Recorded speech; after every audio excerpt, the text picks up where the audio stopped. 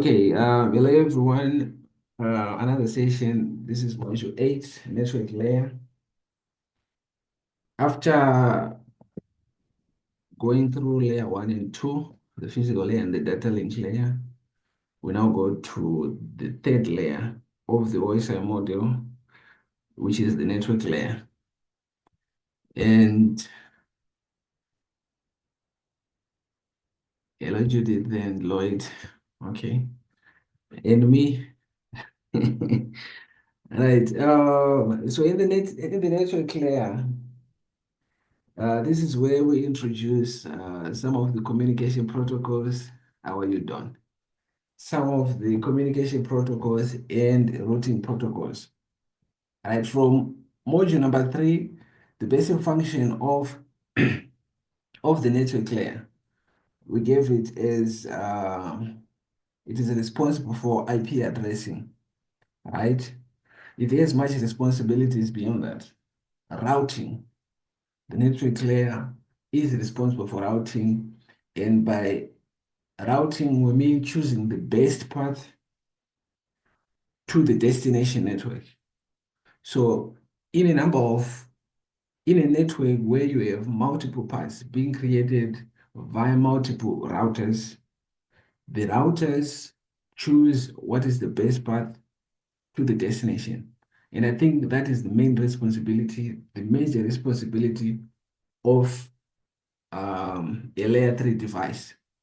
And the routing is defined by a number of protocols, which we are going to touch on when we are doing this layer 3, the network layer. So there is basically need for routers to communicate when you are communicating with the remote networks. So if you want to connect remotely to another network, there is need for a router. If we are communicating locally, at layer 2 is good enough. We can communicate, we can create our switched network and be able to communicate locally with our switched network without needing the router.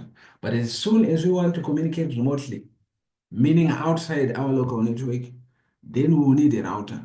The router will help us to choose how do we get to the destination network, that is the remote network. So in this one, we focus on layer 3, we focus on IP addressing, we focus on routing, the routing protocols that we have, the communication protocols as well that we have. So let's get into it. Right, module title, where is it? I don't see the module title. That's weird. The module title is network layer objectives. We're going to explain how the network layer uses IP protocols for reliable communications. Also explain the role of the IPv4 and the IPv6 packets, the role of the major header fuse. Then we'll look at explaining how network devices use routing tables to direct packets to a destination network. That is what routing is, directing packets to a destination network. We'll get to touch on that. Then lastly, explain the function of the fields in the routing table of a router. How does a router know where to send information? How does it know this is the destination network? It looks at its routing table. Its routing table is sort of a map uh, where it looks to see where should I be sending a packet. I think it's almost the same concept as the MAC addressing table. At layer number 2, we introduce the MAC addressing table, which when you are forwarding frames, you first look at the MAC addressing table. And if the address is there, then you know where to forward a frame. If it's not there, we already learned that you need to broadcast. And that broadcast is very much related with the ARP protocol, etc., etc. So the routing table is sort of the equivalent of that MAC addressing table, showing you a map of the whole network depending on the type of routing table that you have. Right. Network layer characteristics. The network layer provides services to allow any devices to exchange data.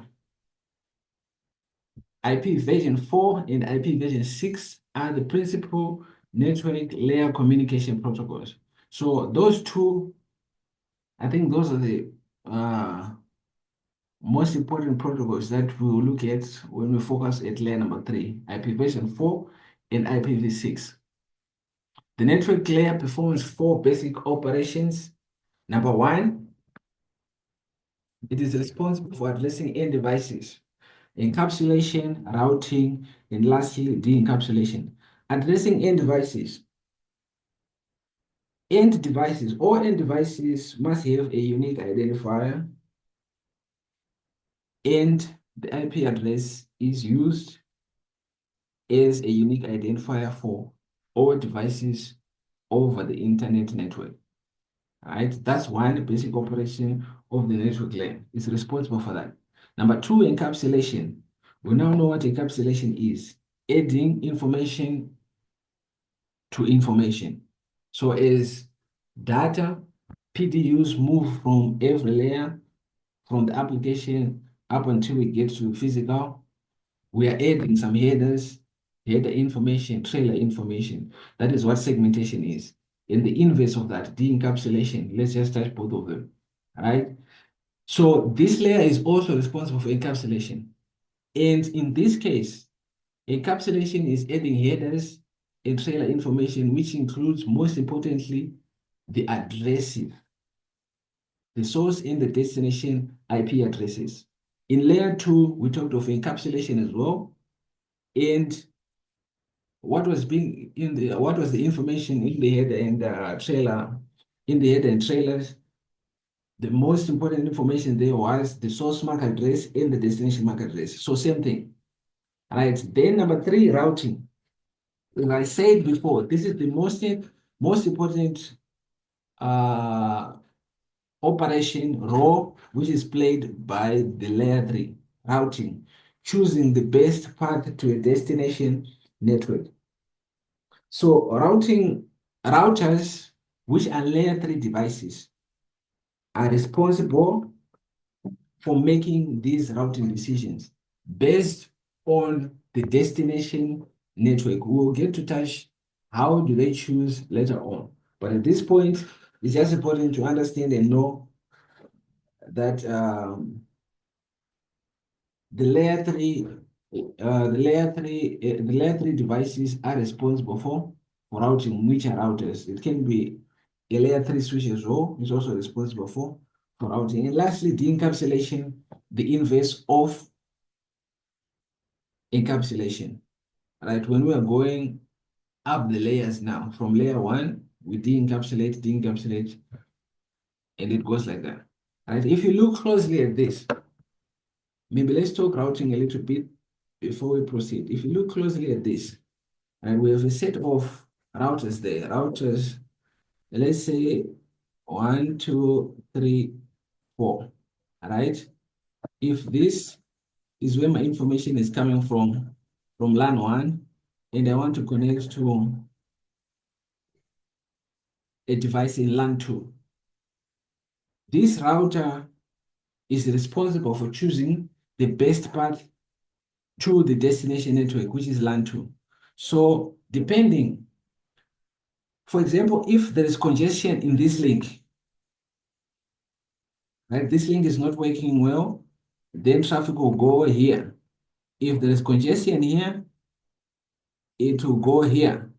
Then it will go here, and then to the destination network. If there is no congestion here, and this is probably the best path, then the route will change. The route will change. We can have that. So basically, that is what routing is, choosing the best path, depending on a number of things, obviously. For example, in simple terms, congestion. If one of the links is congested, then we choose another one. We have a couple of metrics that we will use when we discuss routing. And I think for now, let's just stop at routing is choosing the best path to a destination network, depending on the cost and the number of metrics that we can have. All right, let's proceed. IP encapsulation. Right. IP encapsulates the transport layer segment. IP can use either IPv4 or IPv6 packet and not impact the layer 4 segment. All right. This is very important.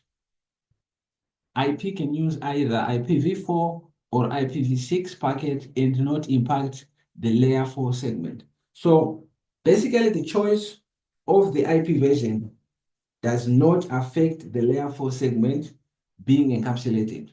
So information, the PDU coming from layer 4, which is a segment, right? That's PDU from layer 4. It does not care what is the protocol that is going to be used at layer 3, IPv6. It does not care. Basically, that's what it means. And this provides flexibility for networks that transition, especially from IPv4 and IPv6. Right. It's almost the same thing with layer 2. Layer 2, it does not care what layer 3 protocol is being used. Why is this important? Because irrespective, we're using regardless, irrespective of the layer 3 protocol, this will change whatever information is coming from here, the packet, so that it suits whatever medium we have here. So if we have copper, this layer is responsible for changing whatever is coming from here. So this layer doesn't care what is coming from here. It just changes it so that it suits the type of medium that we have. The IP, the layer number 3, it plays the same role for data that is coming from the upper layers, from the transport layer, the PDU, which is the segment. So irrespective of what protocol that you use, it's still the same thing, because this protocol will sort of act as an interface where it can translate upper layer data so that it suits whatever is coming as we go down the layers. All right, layer 3 devices, IP packets will be examined by all layer 3 devices as it traverses the network. All right, here we'll look at the layer 3 devices, which are routers and layer 3 switches. As we will later learn, a firewall can also act as a layer 3 device, but at this point, let's look at a layer 3 device as a router, as well as a layer 3 switch. It will examine the IP header to make its routing decisions. Now, routers use this destination IP to determine the next hop of the packet. So basically what the router does, how does it choose which network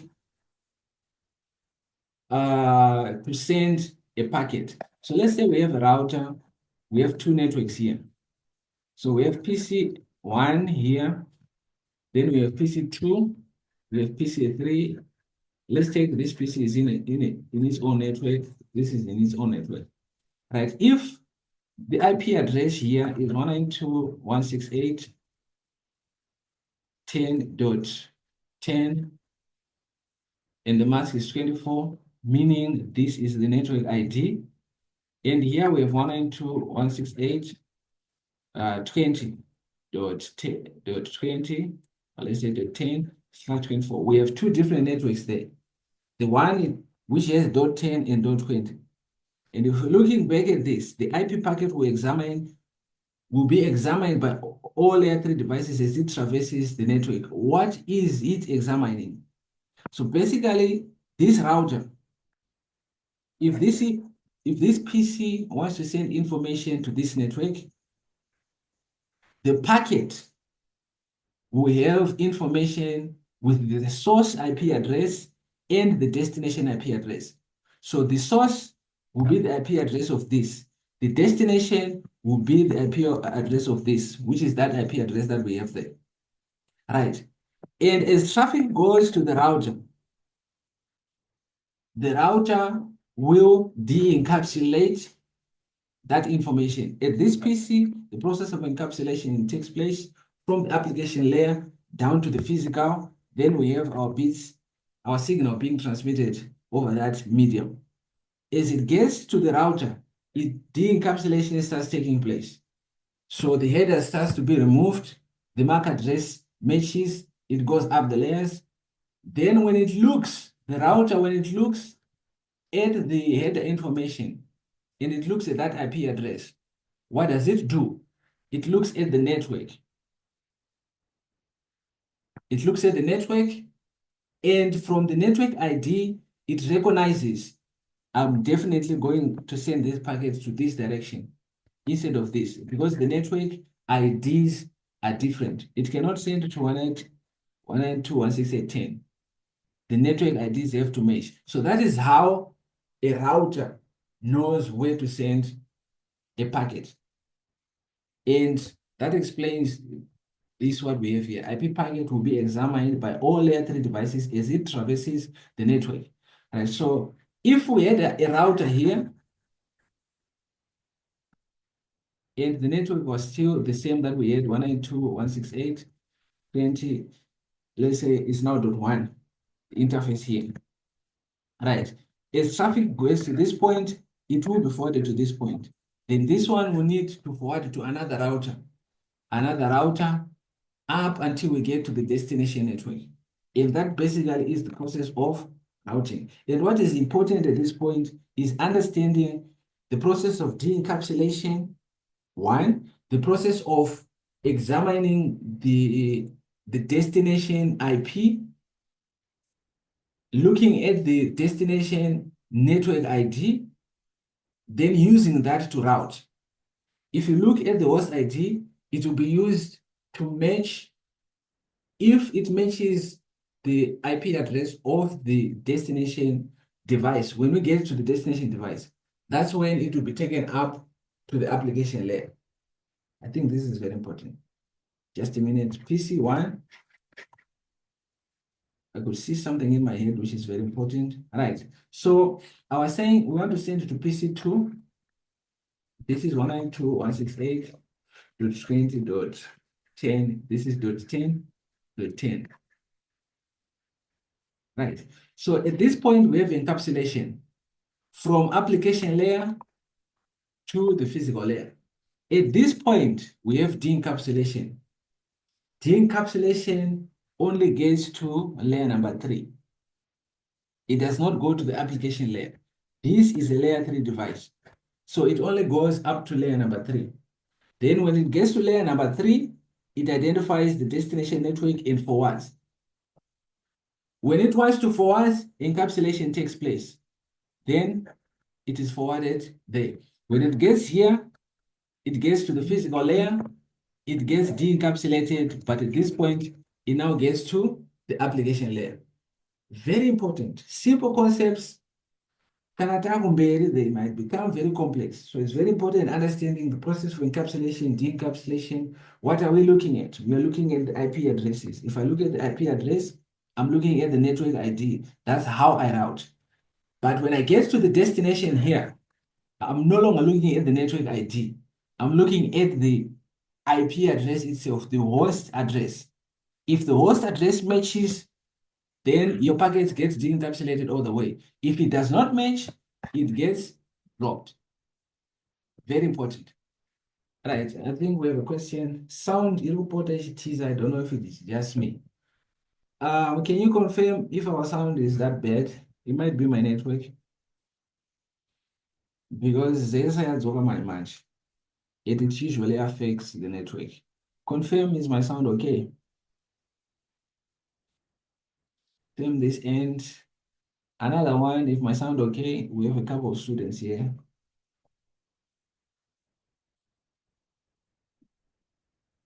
Done. It's okay this side. Yeah, I'm going there for some seconds, but now good. I think by end yes, because this end gets over. Network yamasiwa inonzoketa kusesa. But let's continue. All right, encapsulation done here.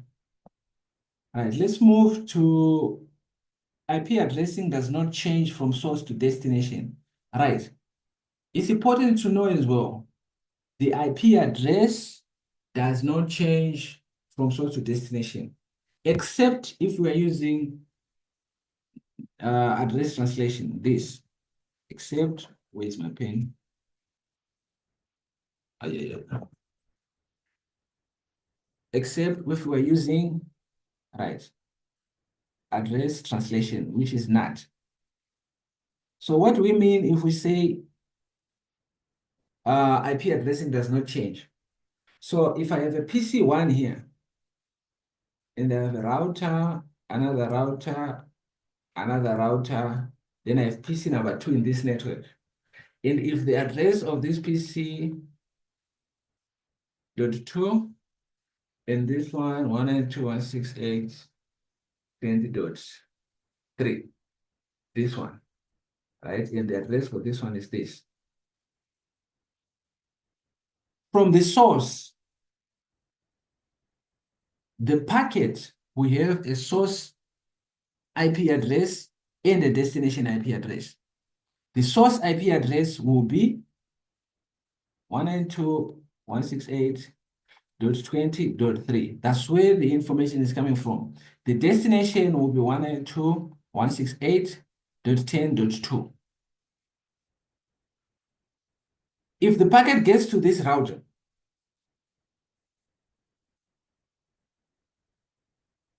the source and destination remain the same.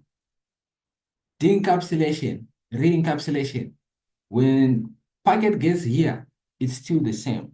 It gets here, still the same. It gets here, still the same, up until to the destination.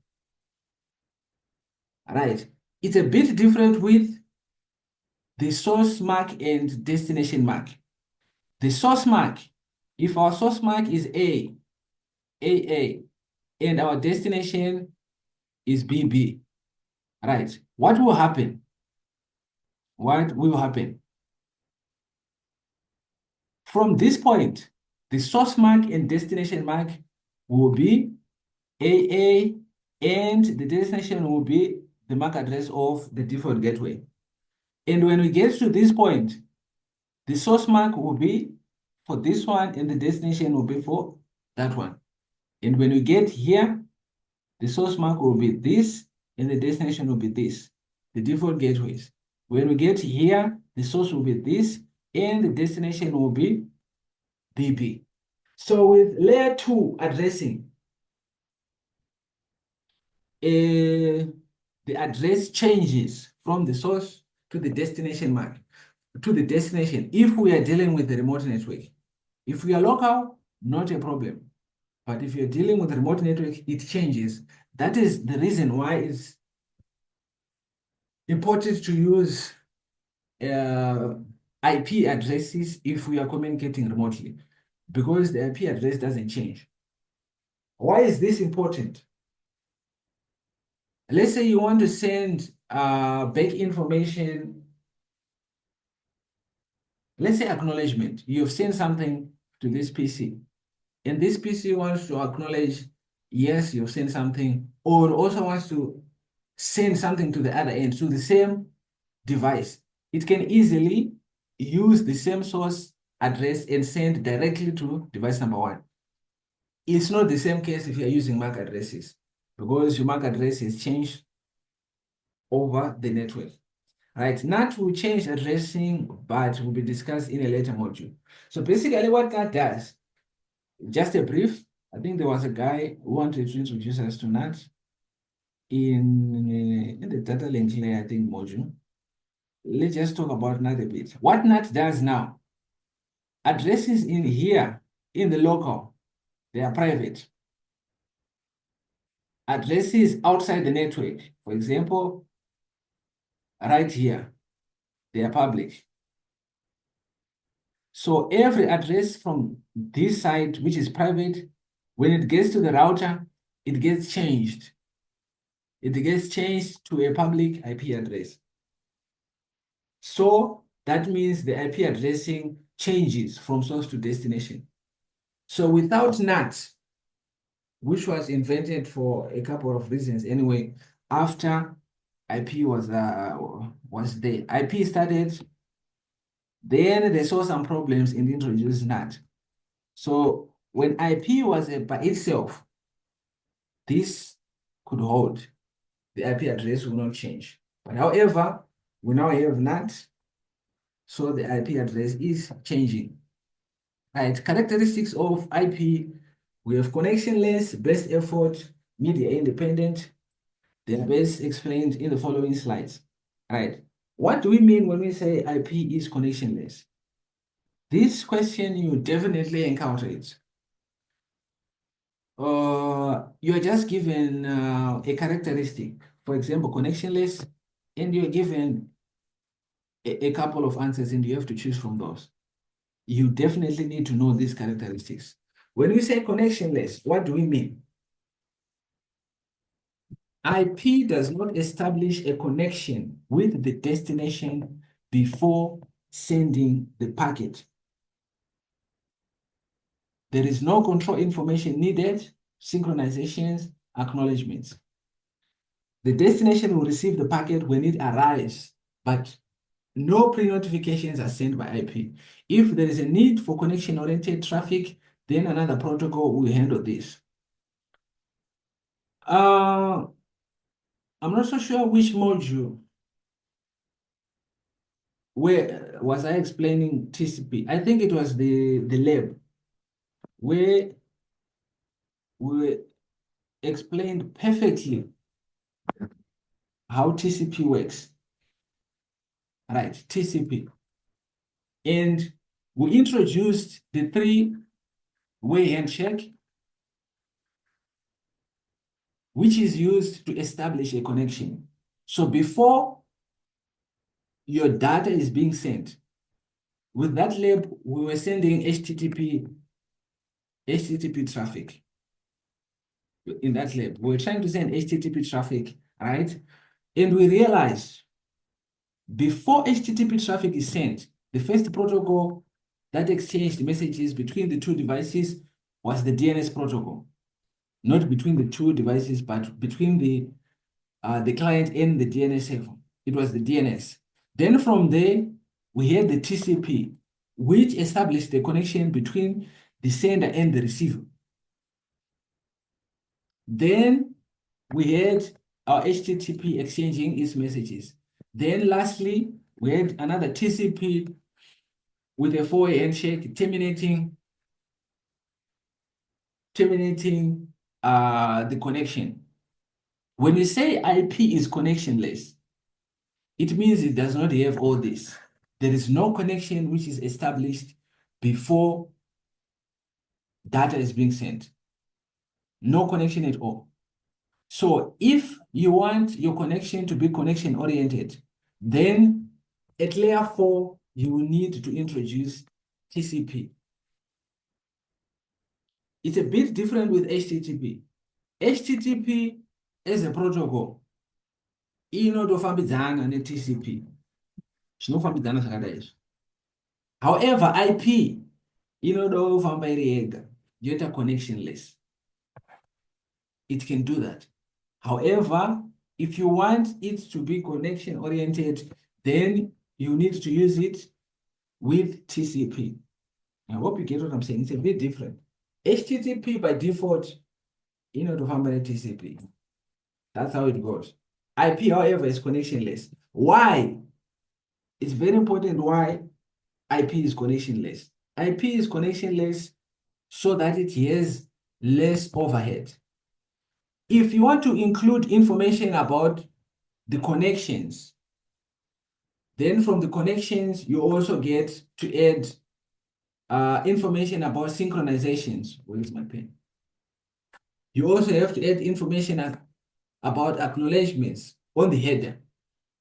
That means the header will have a lot of information. What's the word for that? I'm trying to find a word. Is it overhead? No. Let's just say the header, you have I'm trying to think of the right word. We have a lot of information. Here, they can earn a lot of information. It might lead to a couple of things. One, latency. A lot of information will need to be processed because here the information and one. A lot of information when you are sending your packets, the router will need to process all this information, and it takes time to process that. That time will translate into latency. Therefore, your network will be slow. So the reason why IP is connectionless overhead is definitely overhead. Is so that we have less overhead. So IP was engineered so that it has less overhead. With less overhead, it allows it to be very fast. So it does not have all the acknowledgements that are needed so that we have a connection-oriented thing, or the synchronizations that are needed so that we can easily segment the traffic. It doesn't have that. Less overhead. So when you take off connectionless, it does not establish a connection before sending a packet. Right. That's connectionless. Let's move to best effort. IP will not guarantee delivery of the packet.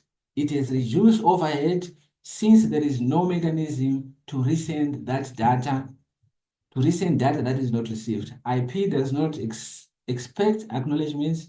IP does not know if the other device is operational or if it received the packet.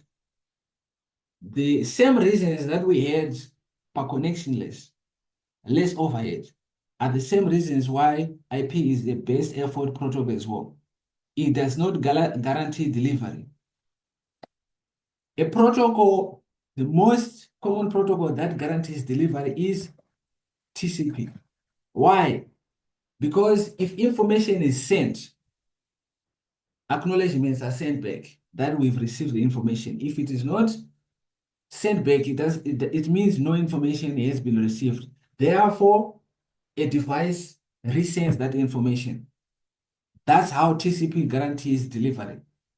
Every packet that is being sent, every segment that is being sent, it needs to be acknowledged because we have received this. With IP, we don't have that. It's a best effort. So it's either Shashika, Kanagoda as a Shika. We take my chances. That's how how IP is. The reason why is so that we have less overhead. If you want to have a guarantee of your traffic, you need to add some information in the headers. That information slows down the network so that we don't need that information with IP. So that we have a best effort network with less overhead. Right. Let's move to the last one. All right, I've just realized another thing. Errors. IP does not check for errors. The reason why it does not check for errors, less overhead. IP was engineered so that it has less overhead. It does not check any errors. Why? Because if you want to check errors, it means you add some information in the header.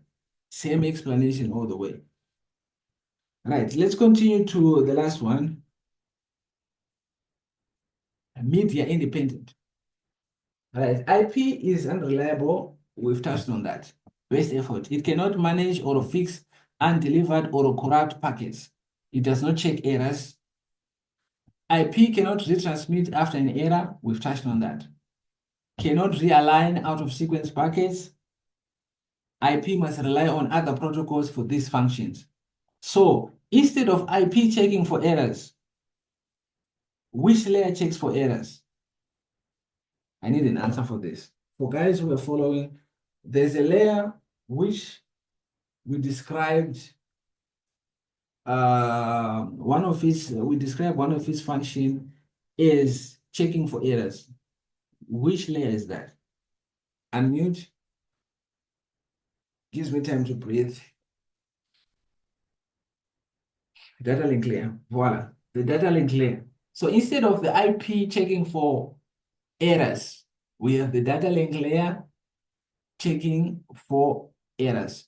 It relies on other protocols. Even the protocol, the layer 4 protocols, they also do their error checking. The data link layer, it also does error checking. So we don't necessarily need to have error check at layer. It's with the IP protocol, not at layer 3. With the IP protocol, we do not need error check. All right, the last one, IP is media independent. It does not concern itself with the type of frame required at the data link layer or the media type at the physical layer. It can be sent over any media type, copper, fiber, or wireless. Right, when we talk of media independent, I think we had briefly touched on this. It does not care what the upper layer protocols are saying. It acts as an interface. It translates whatever is coming from the upper layers. Right, IP allows for a mixed network environment, heterogeneous, a mixed network environment where different physical layer technologies can coexist. So the reason why it's media independent is so that different technologies can coexist. As you can see, for example, Pana, we are sending information from the copper, it gets received with the wireless there. Right, we have a question. I think our time is up, less than a minute. Okay, let's stop here. We continue with media independence.